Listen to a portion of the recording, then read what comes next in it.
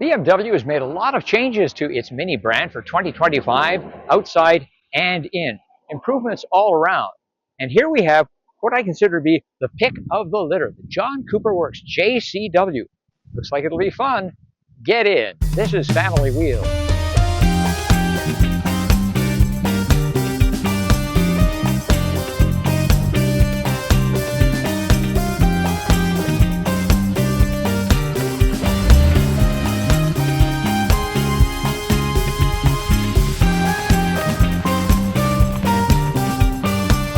Family Wheels has been bringing you reviews since 2015, hundreds of them, and an important part of that longevity is your likes. Your likes do a lot to help sustain this channel, so does subscribing and choosing notifications for our reviews, which drop each Saturday.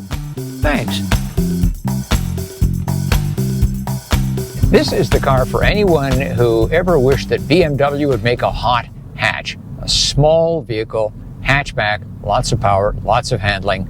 This is it.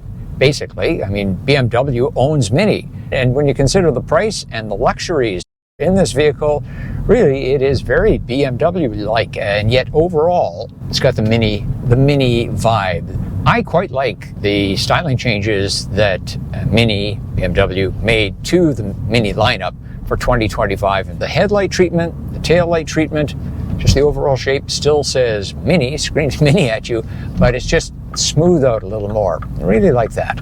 The John Cooper Works has a 2-liter turbocharged 4-cylinder engine, 228 horsepower, perhaps more importantly, 280 pound-feet of torque, and that's a big increase. See what the pep is like. In the sport mode, you get, well, the go-kart mode, you get a lot of fake noise, and I don't think that's really very enthusiast-oriented. The interior of the JCW is a stylish and comfortable place, primarily for 2 people, of course. I particularly enjoy the front seats, but all aspects of the design work in luxurious harmony, as they should at such a high trim. The latest version of Mini's dinner plate of a center display not only has tremendous resolution, its many menus and functions are logical and quick to respond. Wireless Apple CarPlay, wireless Android Auto, and wireless charging are must-haves for the digital-first Mini crowd. More torque, tighter suspension, Brembo brakes. These are just some of the reasons that people will want to buy a John Cooper Works. Let's take it through a series of bends and see how it handled.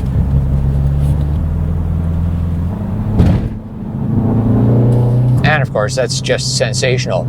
I'll point out, by the way, that the 7-speed dual clutch transmission did the downshifts just perfectly. Did them in the right place, right time. And now the same series of bends in core mode, whatever that means. Wow, can you ever toss these things around? I actually like that better than go-kart mode. And now through a flat 90-degree bend. Very enjoyable. I'm not crazy about the fake engine sounds. Let's get the feel of the brakes. No complaints there. Excellent feel all the way down. Not grabby, of course not mushy. One expects a vehicle with a wheelbase as short as Mini to have a fairly choppy ride, but this is just plain hard. Let's go over some railway tracks here. It's not just hard, it really pounds you. It transmits quite a bit of road noise. A lot of this comes down to tires, of course, and in this case we have 40 series tires, 215 across, and that's got to be part of the issue. If you want a quieter ride, maybe downspec your Mini choice to something more everyday. The John Cooper Works no longer has a manual transmission available. Some of the rivals do offer 6-speed manual transmissions, and they seem to make a buck off it, so there's a conscious choice, obviously, by BMW Mini. Perhaps their sales figures show the manual doing very poorly. And although it doesn't have a manual transmission, when you put the Mini JCW into go-kart mode, it holds the gear you have selected with the paddles. Just left it in 2nd gear here, and away we go. Move up into 3rd, down into 2nd to take a turn.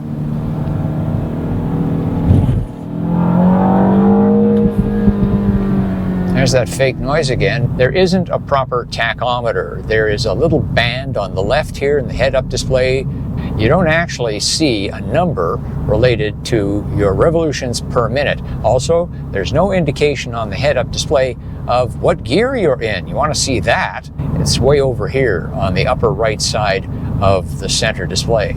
One more note about manually controlling the DCT here on the JCW. The paddles are kind of plasticky. Frankly, they feel cheap, and they should be a little closer to your fingertips.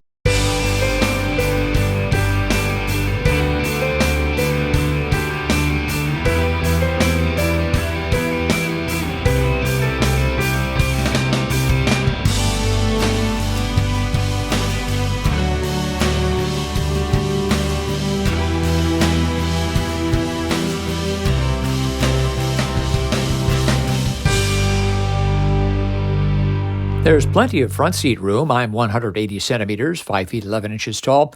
What about the back seat? I usually try to fit a rear-facing child seat, the kind that takes up the most room, in the back of every vehicle I review. That's not going to happen here. You can't do it. On the positive side, we do have anchors back here for forward-facing child seat. As for adults fitting in the back, I had just enough room and a wee bit more. Is the Mini John Cooper Works a daily driver? I don't think so, unless maybe you're some 22-year-old trust fund baby and you want to go ratting around in this all day, every day. But if you're just trying to get to work and back and have some fun on the weekend, this just might rearrange the fillings in your teeth. A convertible version of the Mini John Cooper Works is available for those who think the 3-door version here is too subtle and they want something that really ups the look at me volume. And Mini, like BMW, its parent company, knows there's margin to be had in appealing to well-off buyers' need to be special.